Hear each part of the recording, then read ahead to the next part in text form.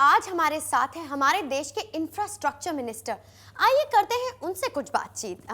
Welcome sir. नमस्कार sir, जिन सड़कों पे बहुत ज्यादा ट्रैफिक होता है, बराबर है, उन सड़कों की संख्या दुगनी करने का आपने वादा किया था, बराबर है।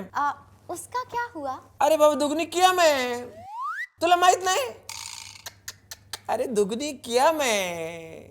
वो जितना भी ऐसा रोड है ना, उसके बीच में मैं डिवाइडर बना के दिया, तो दुगनी हुआ कि नहीं? हुआ ना। सर, लेकिन उन सड़कों का क्या जिनमें बहुत सारे गड्ढे हैं? अरे बाबा खड्डे मांगता है रोड पे, कितना रोड पे खड्डे हम लोग बना के छोड़ के दिया। अरे बाबा खड्डे रहते ना, वो स्पीड ब्रेकर का काम करते, तो हमको सेपरेटली स्पीड ब्रेकर बनाने का जरूरत नहीं है, तो टाइम भी बचता है, पैसा भी बचता है। तो आप पैसे बचाने का ही सोच रहे हैं?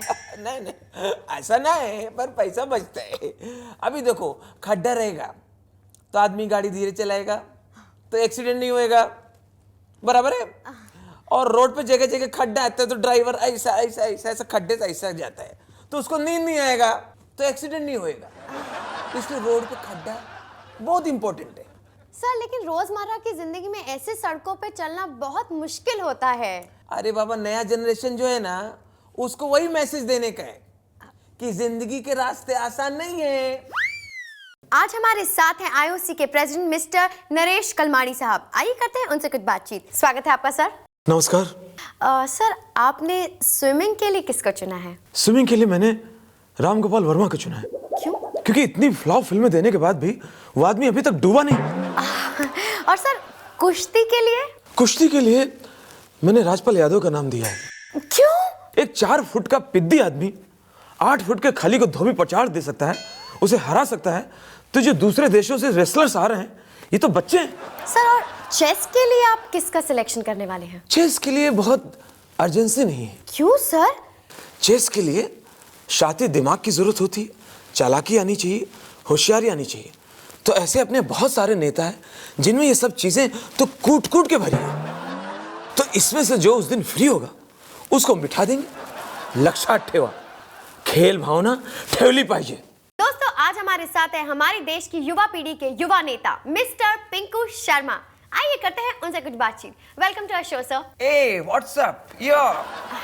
सर, हम ये जानना चाहते हैं कि 15 अगस्त को क्या हुआ था? ओ मुझे याद नहीं, मैं उस दिन फॉरेन टूर में था। सर, मेरे कहने का मतलब है भारत कब आजाद हुआ था? मैंने अभी तो आपको बताया कि मैं उस दिन फॉरेन टूर में था, तो फिर आज़ादी कब मिली थी, थोड़ा प्रॉब्लम। आई एम श्योर आपको ये भी नहीं पता होगा कि हमारा भारत किस तरह से आजाद हुआ था, राइट? किस तरह आज़ाद हुआ था? सर, मैं आपसे पूछ रही हूँ किस तरह से। हाँ हाँ, आज़ादी। मुझे लगता है आपको अर्जुन सिंह से पूछना चाहिए, उन्होंने ही भोपाल से एंडरसन को आज़ाद कराया था। सर, कितने शर्म की बात है कि आजकल की युवा पीढ़ी को ये भी नहीं पता कि हमारे कितने भारतवासियों ने 15 अगस्त के लिए कितना खून बहाया था और वो लोग कौन थे। एग्जैक्टली नहीं पता है। खून बहा था तो कोई या तो विदेशी ताकत का हाथ होगा या फिर पड़ोसी देश का हाथ होगा। सर, हमारे देश का राष्ट्रीय गान क्या है? चक दे ओ चक दे इंडिया, चक दे ओ चक दे इंडिया, पैसे की लगा दूं ढेरी। क्या लगेगी ढेरी? इतने दिन हो गए इसे मन बहला रहे हैं। अरे कौन हो गुरु? गुरु कीचड़ में कमल के फूल खिलते सुना था, पर देखा आज। कौन हो? हम हाँ, कूड़ा घर। कूड़ा घरों के इतने साफ सुथरे, नहाए धोए, मेंटेन। सही बताओ कौन हो? अरे कूड़ा घर है यार, चमकेंगे नहीं? बताओ, ये हमारी हिंदुस्तान की पब्लिक की मेहरबानी है। अरे यार, कूड़ा मेरे अंदर डालने की बजाय मेरे अगल बगल फेंक जाते हैं, मेरे आसपास फेंक देते हैं। ये यहाँ करते हैं इंडिया में, ये तो करते हैं। फिर? पर तुम इसी बात से परेशान हो? अरे नहीं, वो क्या है ना, हमारी ट्रांसफर बाहर फॉरेन कंट्री में हो रही है। अरे ये तो अच्छी बात है। अरे नहीं ना, अरे वहां के लोग हमारे हिंदुस्तानी लोगों की तरह समझदार नहीं है ना, वो तो कूड़ादान के अंदर ही डालेंगे। खैर मेरी छोड़ो, तुम बताओ तुम कौन हो? हाँ भैया, वो है जो पुलिस की लात खाते हैं, सरकारी काम करवाने के लिए रिश्वत खिलाते हैं, गरीबी झेलते हैं, भ्रष्टाचार में पिसते हैं। हम हैं आम आदमी। ओए होए, तो तुम हो आम आदमी। हम ही तो हैं। अरे वाह यार, तुम्हारे बारे में हमने सुना बहुत था। सच्ची? हाँ, आज देख भी लिया।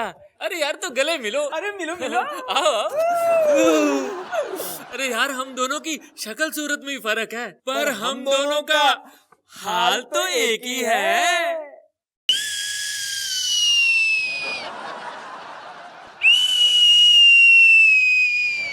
ए चौकीदारवा, ए चौकीदारवा, ए पगला उठ। सलाम साहब जी। वो छोड़ा, तू ससुरा ही बतावा, तू कैसन ड्यूटी करता है? हैं? तोरे रहते हुए ये चोरी कैसे हुआ? साहब जी, अगर हमको मालूम होता कि चोरी कैसे हुआ है तो हम क्या होने देता। अच्छा अच्छा अच्छा, मुंबई में तोहरा के बहुत बाल आ गया है, होशियारी करता है। ये बतावा, तू ससुरा रात में बिल्डिंग में आवाज भी नहीं मारता है? साहब जी, आप ही ने तो बोला था कि रात को डिस्टर्ब नहीं करना। अच्छा फालतू बात छोड़ो, पर बिल्डिंग का चेयरमैन कहत रहा कि वॉचमैन बहुत बहादुर रखा है। साहेब, हमारा नाम बहादुर है। अच्छा वो छोड़ा, ये बतावा, तू कल रात का हमारी औरत को देख के सीटी काहे मारत रहा? साहेब, आप ही ने तो बोला था कि जैसे ही कोई खतरे का अंदेशा हो और डर का अंदेशा हो तो फौरन सीटी मारने का। और आप तो जानता है कि आपकी औरत से पूरा का पूरा मोहल्ला डरता है, इसीलिए हम सीटी बजाया।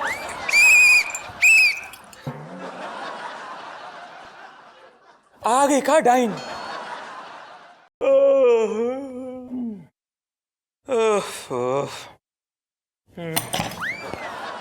और तुम फिर आ गए?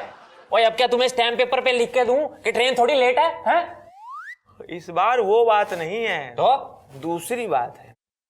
ट्रेन का इंतजार तो हम 10-12 घंटे से कर ही रहे, इस बार हम कुछ और पूछने आए हैं। देख, जो भी पूछना है वहां बैठ के पूछो। कहाँ? यहाँ कुर्सी पे। अच्छा हाँ। बाबूजी, यही पूछना रहा कि यहाँ स्टेशन के अगल बगल कोई कब्रिस्तान है? नहीं।